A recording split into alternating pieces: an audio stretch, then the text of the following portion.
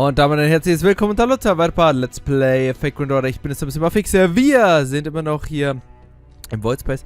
Und beim letzten Mal haben wir eine Hokusai getroffen. Eine Hokusai, die hier von einem Autogott hier, beziehungsweise eine Person, die von einem wahrscheinlich am Autogott kontrolliert worden ist, uns bekämpft hat. Wir konnten diese zurückschlagen und die Person, die sie hier runtergeholt hat, war niemand anders als unser Van Gogh, der hier geflohen ist. Und wir haben herausgefunden, Van Gogh ist gar nicht Van Gogh, sondern Clyde, eine ehemalige Nymphe, die aus Hass und Neid und Verzweiflung geboren worden ist und schließlich zu einer Blume wurde.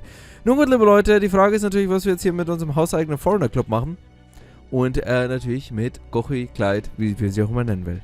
Now I get it. They plan to use the Chaldea's foreigner to bolster their ranks. That's correct, Ozake. I expected the cost of summoning Oroc's bit to the void must be too great for them to amass an army that way. So they must afford to take advantage of our servant resources and our access to void space, which they've done quite well. In answering Van Gogh's call, Hokusai developed a madness of her own, wrapping her skills and making her amenable to the outer god's desires. Thus, once she had successfully disguised herself and stowed away aboard the Nautilus, the outer god had everyone they needed. Just as they planned, Hokusai transformed void space into a sea and went on to paint trenches, battleships, and other grand works into existence. Had we not stopped her, she may have eventually succumbed to her madness completely and painted a temple for these evil gods that they could use for their outpost. I do not know how they plan to mount an assault on reality space from there. But if nothing else, I expect we would have been forced to give up the paper moon in order to stop them. And that of course would have put an end to any hope we had to restoring proper human history. Well, I had no idea we were that close to disaster. Indeed, we were. Then the outer gods must have had Hokusai in their straits right from the start. So when they realized they could use our key connection with Vincent Van Gogh to bring her here. Indeed, that is no doubt the reason. Oh, they choose Van Gogh, but I suspect their true aim lies elsewhere. Van Gogh's novel phantasm, the Starry Night, is a painting capable of swallowing the very world with its poetic description of reality. It can transform foreigners into gods and spread madness to all who gaze upon it. So once the Void Space Temple was complete, they must have planned on their using the noble phantasm to defy the other foreigners. Now that the final phase of the plan, the grand mechanism through which these evil gods meant to descend up Mirth. But doesn't it make sense? If Goffy really wanted to do that, she would have turned me into an evil god whenever she liked. But she didn't. Exactly. Huh? Though some types of foreigners may be compatible with void space if they should cease to be servants. Or rather, if the inner divinity were to take control of them, they would not then lose those abilities as well. I think Ophelia was going to betray us. No, I'm certain she had no desire to do that, which is exactly why her spirit origin was melted with light. What do you mean? I too have read up on Van Gogh's history. While some may call him a mad artist, I could see that deep down he was a man of strong conviction. Now he may well have yearned for a connection with the gods beyond the stars. He would never willingly be party to their plans once he learned they were evil in nature. One need only look to the life he lived as a proof. Wait, I think the reason Van Gogh took his own life was because he learned that painting the Starry Night inadvertently invited an evil god into our world. I'm saying that if it was indeed the case, then he would be bound by a similar restriction, even as the rogue spirit. Vincent Van Gogh would never succumb to madness, that is, the outer god's influence. He would sooner take his own life.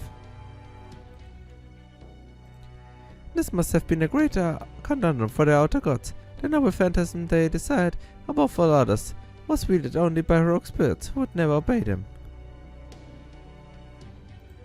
So they hatched a horrific plan. They would create their own patchwork rogue spirit who would meet their needs. They thought, what if we were to take Vincent van Gogh's memories and the talent and give them to Clyde instead? In Clyde's case, she refused to take her own life regardless of how much she loathed herself, choosing to become a flower and fade away. That is the crucial part.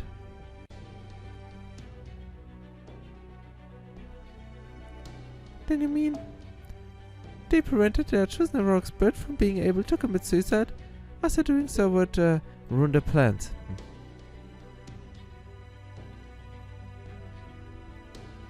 Correct. Do you remember Van Gogh herself said that she wished to die, but was unable to do so? So the Van Gogh offer, should die in order to stop the Outer God plan, but the Clyde side refused to allow her to do so.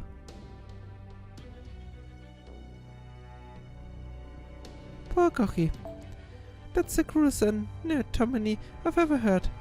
No, even without this fundamentally oppressed beliefs, jousting for control to sheer defensiveness.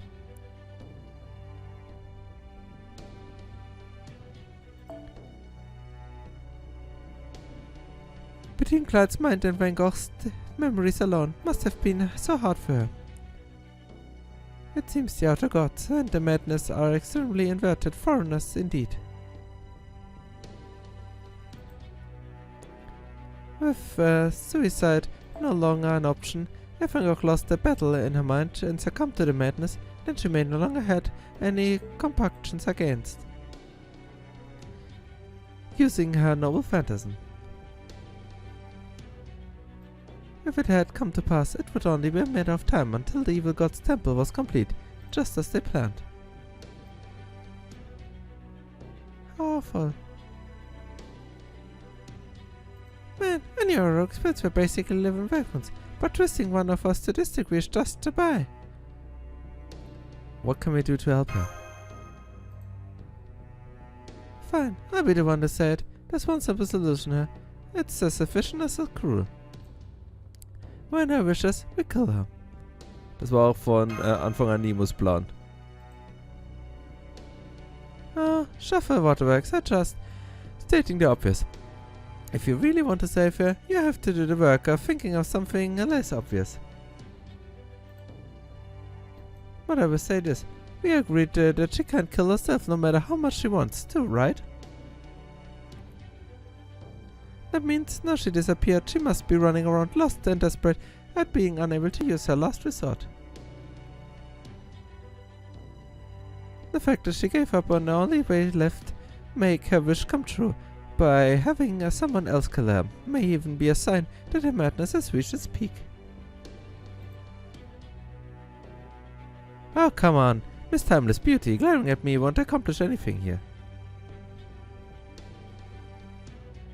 You all need to be aware that Van Gogh is only one step away from entertaining a final most dangerous farce. If you want to save her from that fate, then you'll have to rack your brains to come up with a plan that she's just kind, wise and smart.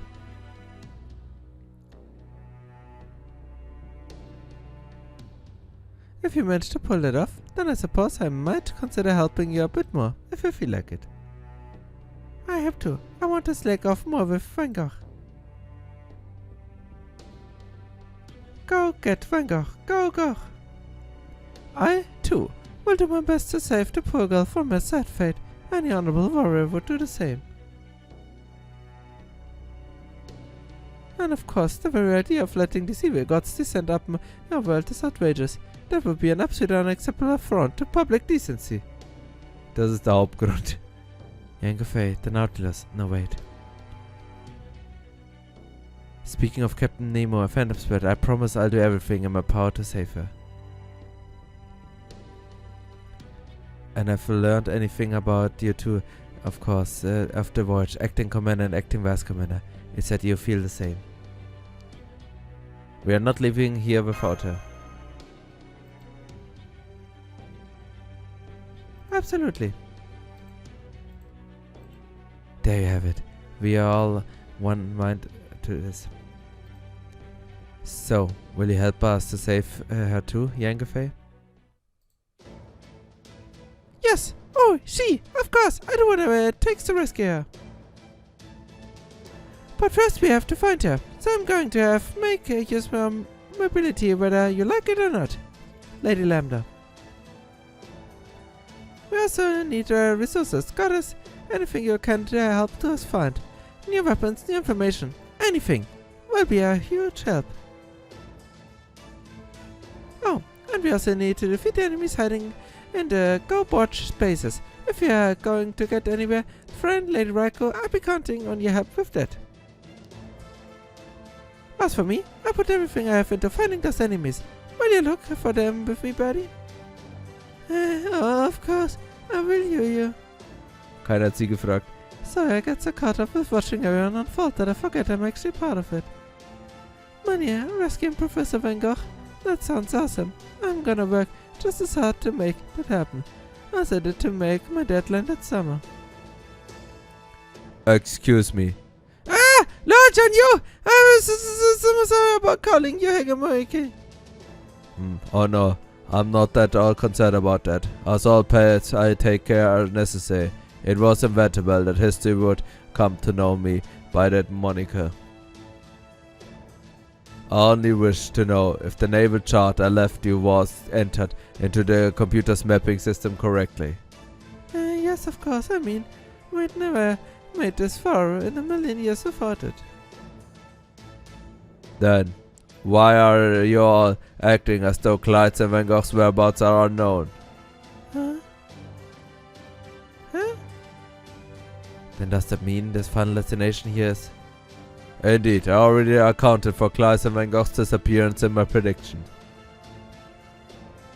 You should therefore be able to find her at that point. That said, my predictions show further conflict in the future, so I expect there will be indeed a fierce battle during the final stage of this incident. I also expect that your stockpile resources will be the key of winning this battle, so I suggest we make every effort to ensure we are sufficiently prepared. Thanks, Dutch, and you.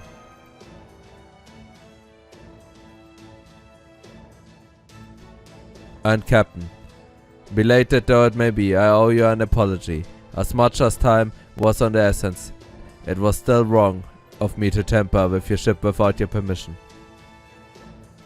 Don't worry about it.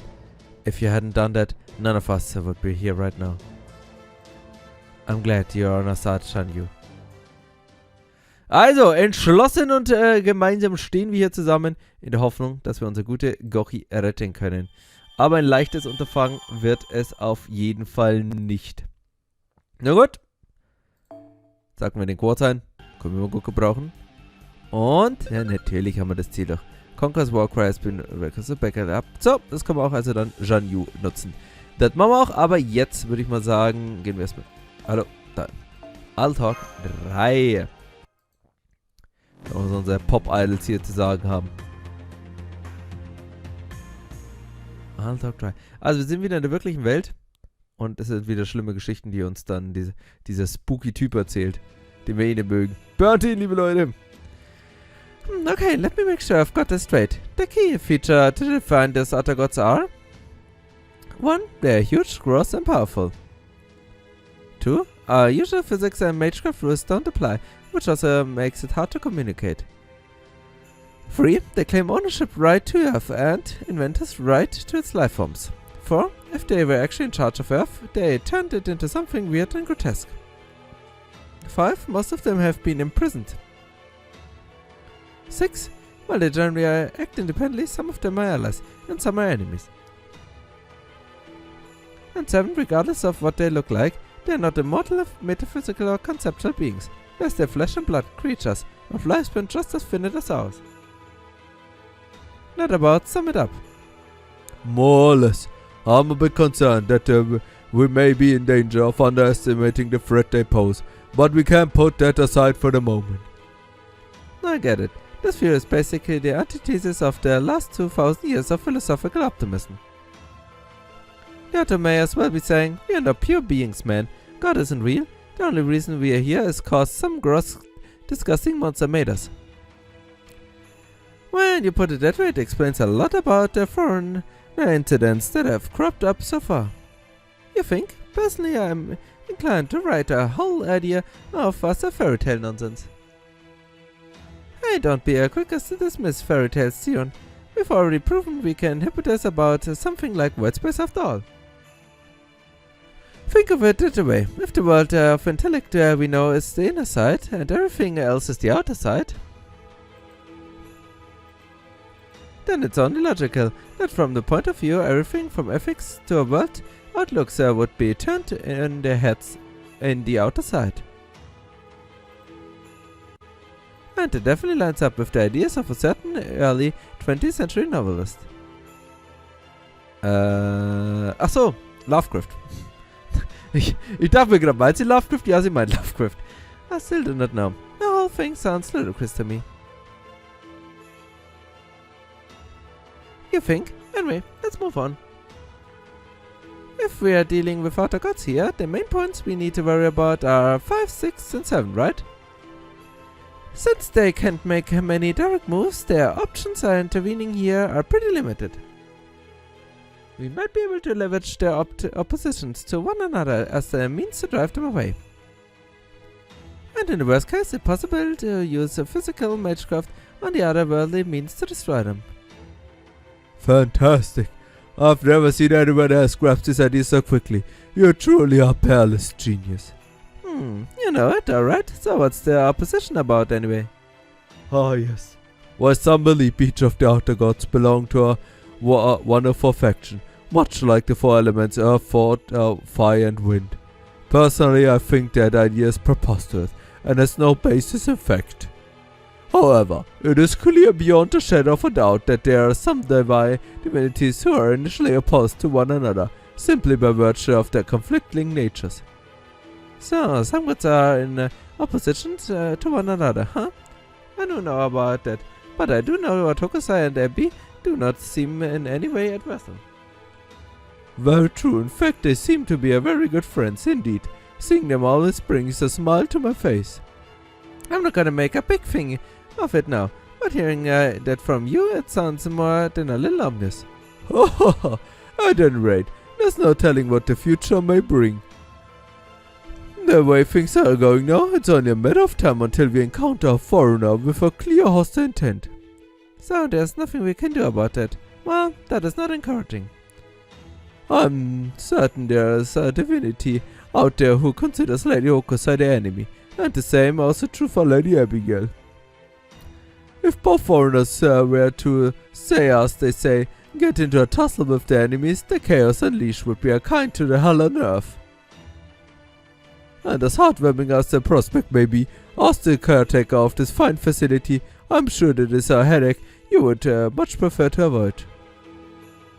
However, it bears mentioning that if such a brawl that take place, it may actually lead to a greater stability than we enjoy right now. Is it your way saying if we had one of these oppositional deities around, there would be a deterrent that keeps the enemy in check and stop the various foreigners from going off to the deep end? In essence, yes. As they say, fire is best fought with fire, and poison with poison. Indeed, even incurable poison can be contained with another poison of equal potency. While I can say the sense of considering all foreigners too dangerous to remain, I, for one, am firmly in favor of keeping them around. In fact, I would argue that they are very lamplights keeping the encroaching darkness at bay, thereby preventing a far more disastrous fire from ever occurring. That they are unparalleled and good among the to fend off the threat humanity from nothing less than another space-time continuum. I think it's way too dangerous to go that far, but I do agree we shouldn't be too quick to get rid of them.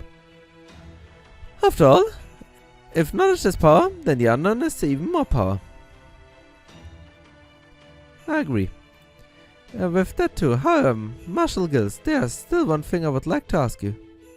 By all means, Mademoiselle Zokaris. What do you think foreigners actually are? Earlier described them as kind of machine, vinculating up against greater threats. But it is solely our way of looking at it, right? Ah yes, you've touched upon quite a key conundrum. What we are all compelled to wonder, are they? Shrine maidens, evil gods, vessels, avatars, replicas? I do have an opinion on the matter, if you care to hear. Of course.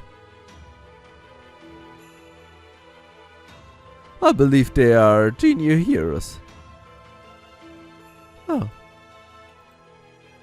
While one could certainly view them as abnormal class that was created solely as the means of invading our world, the fact is that beings from the outer universe can only reach out to this world via the throne of heroes.